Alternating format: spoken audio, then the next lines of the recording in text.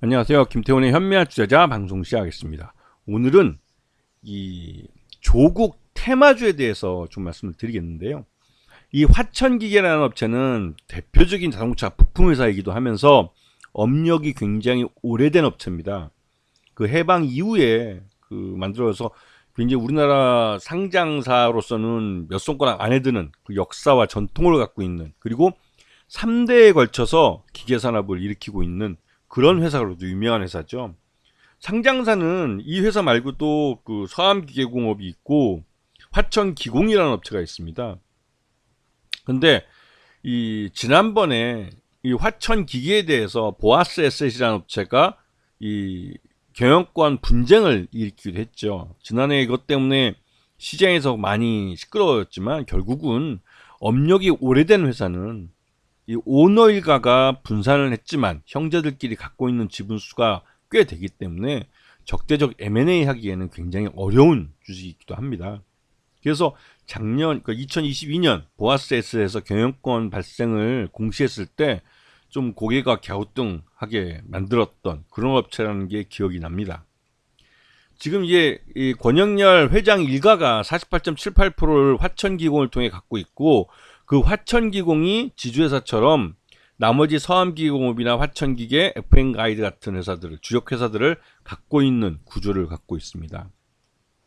그리고 이 화천기계라는 업체는 그 CNC나 공작기계, 그래서 자동차 부품이나 이게 전기전자 IT 부품들을 만드는 업체인데요. 이 업체는 그 밀링 선반 이런 업체를 만드는 업체로 유명합니다. 그리고 실제로 이런 쪽에서는 우리나라에서 몇 손가락에 드는 경쟁력 있는 회사로 잘 알려져 있지요. 그리고 이러한 그 선반이나 이런 기계, 일반 기계 공작 기계에 대한 이 시장의 수요가 이제 제조업이 좀 많이 기울어지면서, 그래서 이 업체는 직접 그냥 자동차 엔진용 부품인 실린더 블록을 직접 이제 가공을 해서 현대차와 기아에 납품을 합니다. 자동차 부품 회사가 된 것이죠. 작년 실적을 놓고 보면 1618억으로 매출 외형도 줄고 영업이익은 적자로 전환해버린 그런 모습을 보여줬습니다.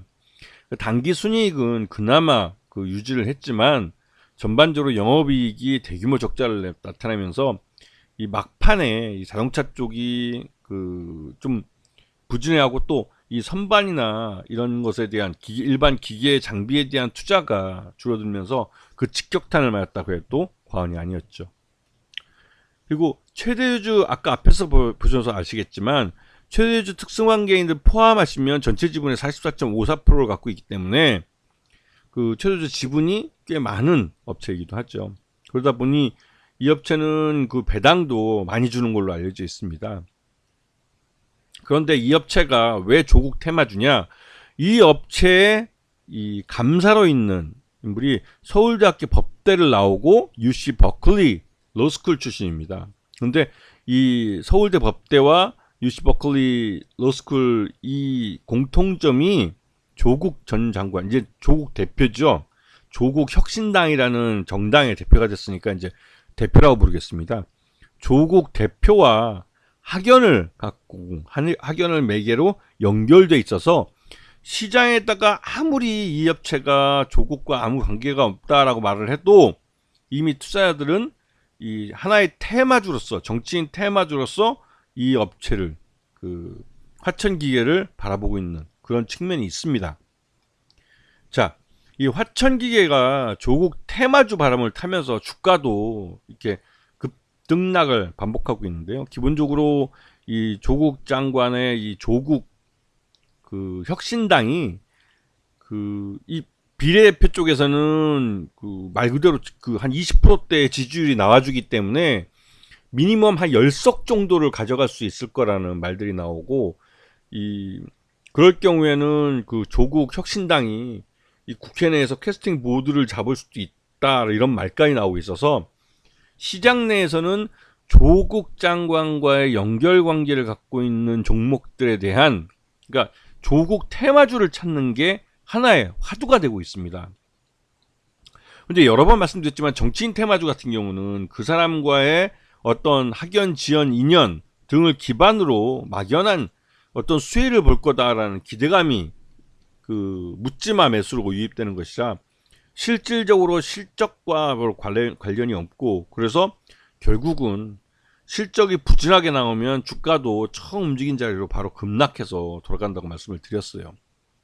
그래서 화천기 같은 경우는 올해 그러면서 또 다른 한편으로 이 자동차 산업이나 이런 쪽이 좀 살아나면서 그나마도 실적이 개선될 수 있는 가능성이 있다고 알려져 있는 거죠. 그러다 보니 이런 그 실적 개선 기대감과 함께 이 조국이라는 하나의 테마주가 바람을 불면서 주가에 그 묻지마 매수세가 유입되는 측면이 있습니다.